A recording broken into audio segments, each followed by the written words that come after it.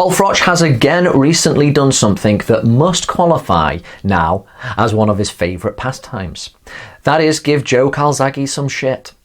He has said that the former world champion at super middleweight, Welshman, who was undefeated, that's how he ended his career, 46 fights. He said that he's got a big head these days.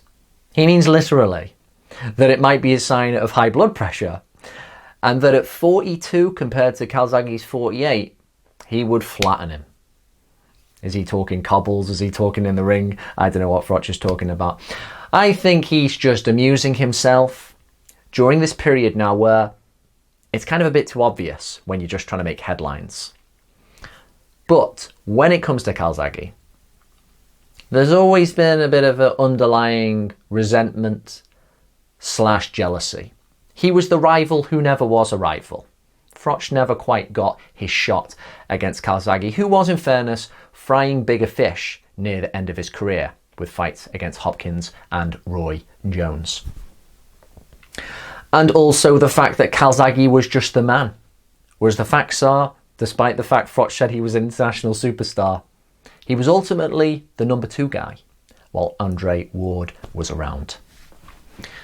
But even still, even though most people accept, particularly here in Britain, we pretty much think it's got Calzaghe UD written on it.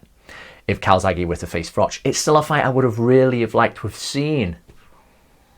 When Froch was shut out against Andre Ward, it was partly, not just because of how good Andre Ward is, but it was done in such a way that kind of reduced the excitement of the final of the Super 6 back in the day, because in between each punch, Andre Ward is very calculating. He maps out each engagement. He knows how to shut you down.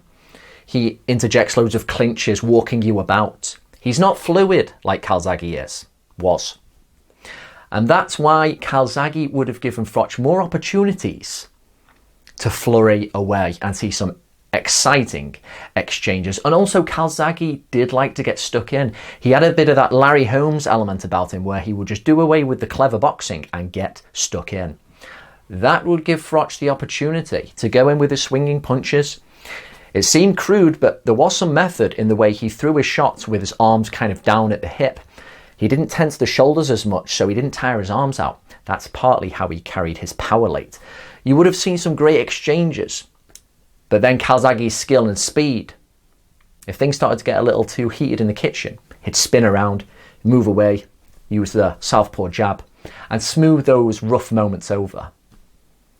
But because of the way he had a bit of that slugger in him himself, and the way he could even fight hands down himself and goad you, I think there would have been great chemistry in that fight, despite the fact I see a pretty solid argument for Calzaghe UD.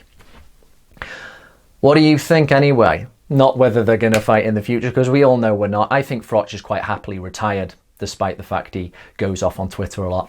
Had they fought though in their prime, I think the real question is, how good of a fight do you think Froch could have given Calzaghe? Because I don't think many people think he would have beaten him.